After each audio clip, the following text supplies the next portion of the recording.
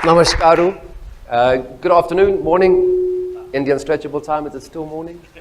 It is, eh? Morning, thank you.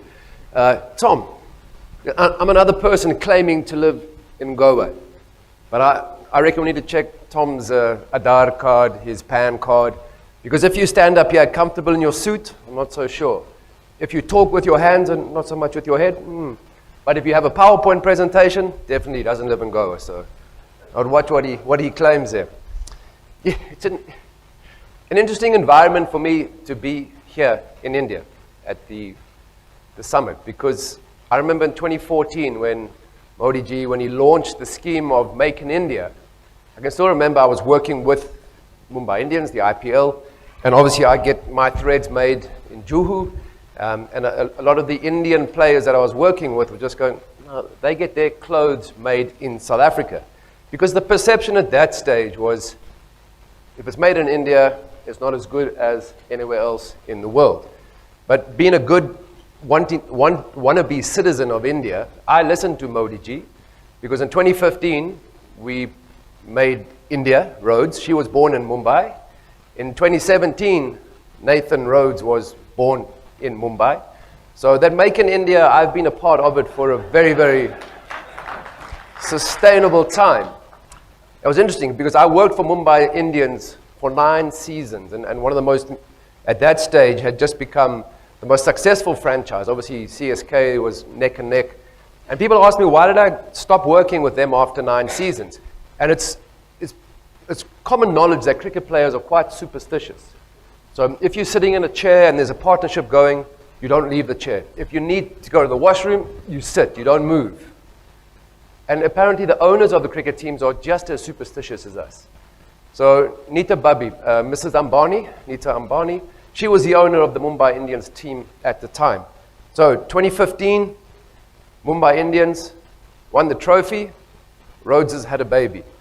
2016, no baby, no trophy. 2017, 1 times baby, 1 times trophy. So got a phone call from the logistics and said, Mrs. Ambani wants to have a meeting.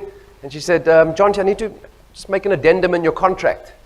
Going forward, how many more babies can you produce? Because trophy count has gone up, aligned to how many children that you're having. So that also, my wife just said no more. Okay, time out. So my journey in India has been really, really fascinating. And it's also a case of then going, so how am I involved?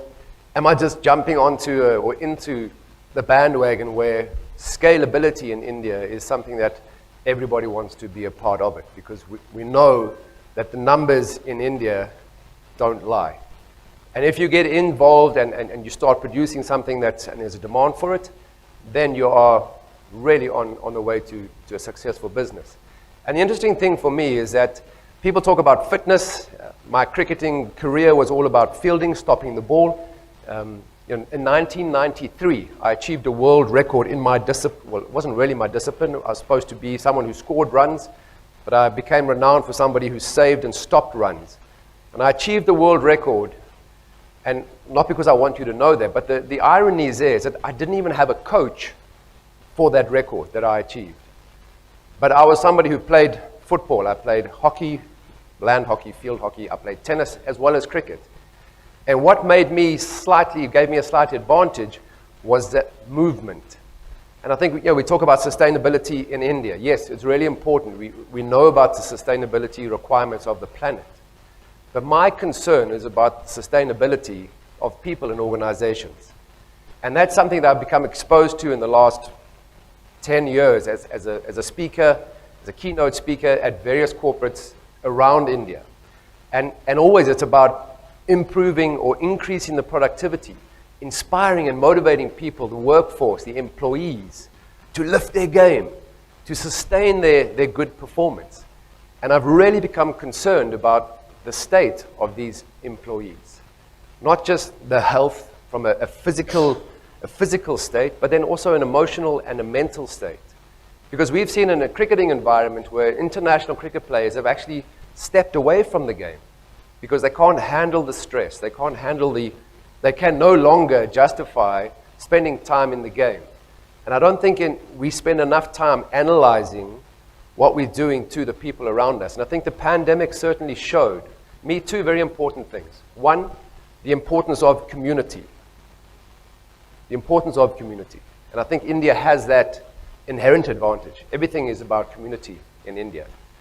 And the second thing was that the state of the nation, and every nation, not just in India, I think we've taken a lot for granted with regards to health and wellness, because yes, too often for us it's something that's not achievable because it needs to go to the gym.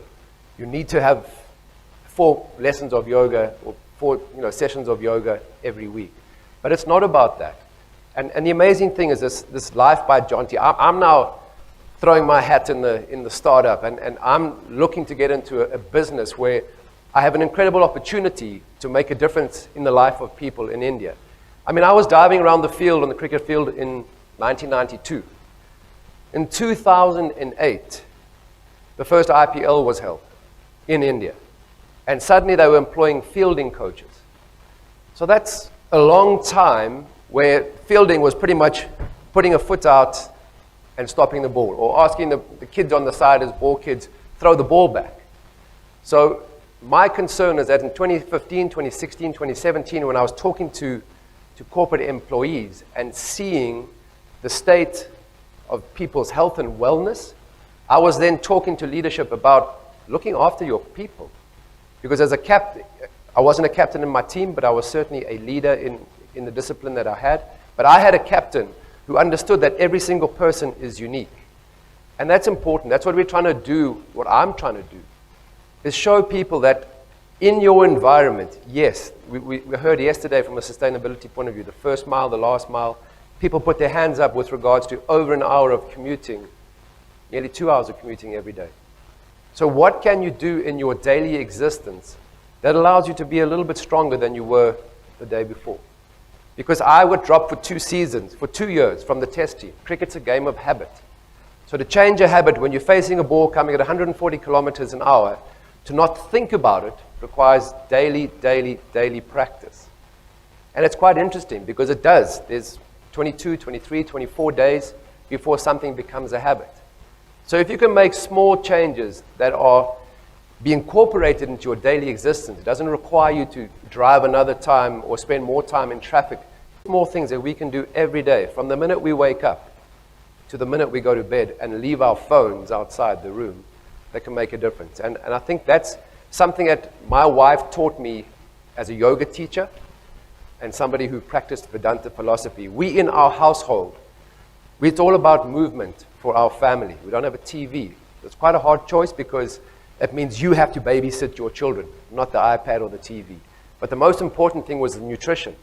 Because as an architect, she just said you can have great foundation or a great roof. It is all connected. So what goes in is just as important as what you are doing to stay healthy. So I think from that perspective, I'm really excited. I have access to a lot of people.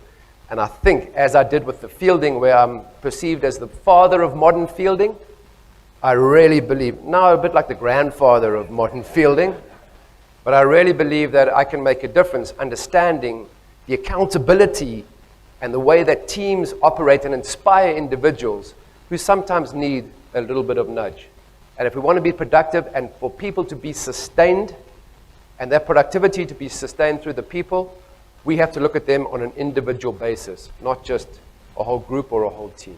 So I'm excited about where 2024 is going to take us all, but I know I've got to be in a pretty decent shape to keep up with what's happening around me, in my family, and in my business community. So thank you very much for your time. See you all later. Thank you so much. No, we'll just make one or two questions from the audience, and then we have audience. Everyone wants to ask, yes, please. Dharma. Can we get him a mic quickly? Yeah.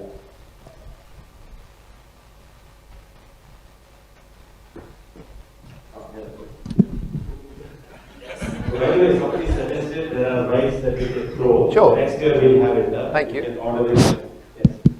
Yeah, thank you so much for bringing the perspective to the human side of it. We are all talking about network, but we forget the human network, the human intelligence. It's HI, not artificial intelligence. And thank you so much, Jonty, for bringing this up. I have a very personal question because after I went yesterday, I was looking for you.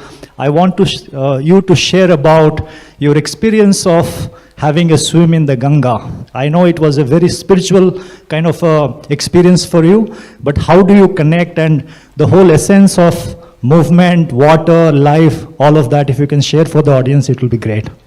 Well, I'm really grateful for the work that the fishers are doing because there was no plastic in the Ganga at that stage either.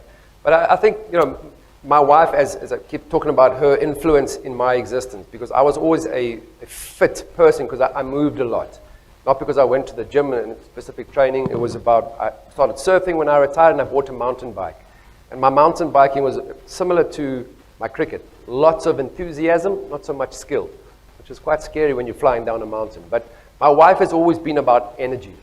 And it's such an important lesson, I think, that all around us in an environment, we all have different skills, we all have different perspectives. And if we are blinkered and not open to that, and that's been the most amazing thing about me traveling to India as a cricket coach, because I get outside and I experience India on two wheels. So whether it's a motorbike or whether it's a bicycle, I get out and see more of India than my teammates. And it's been fascinating because growing up in apartheid era South Africa where they segregated people as per their race, I've learned so much about myself by learning about other people from different cultures. So all that from an energy perspective, I knew that I had energy, but I didn't know where it was from. So I was passionate about fielding. So 90 overs in a test match in a day, it's 6 hours with tea break, lunch break. I mean, explain to the poor Spanish or Germans who don't know about cricket. You have a break, you play for 5 days, no result. How can that be? But I had the same energy. The first minute we all ran on the field at 9:30 in the morning, and the same energy at the end of the day at 5:30 after 90 overs of chasing the ball all around because I was passionate about that. So having been exposed to India, been exposed to passion, been exposed to energy and different cultures and different perspectives, without a preconceived idea, I see you looking at your watch. It has been an incredible growth time for me. And hopefully, again, the lessons that I have learned, I can impact on many people in India, and not just one or two. I was in the river, yeah, energy. Energy, okay, all right. Thank you. Yeah. Energy. Let's give a big round of applause to Jonty. All right, now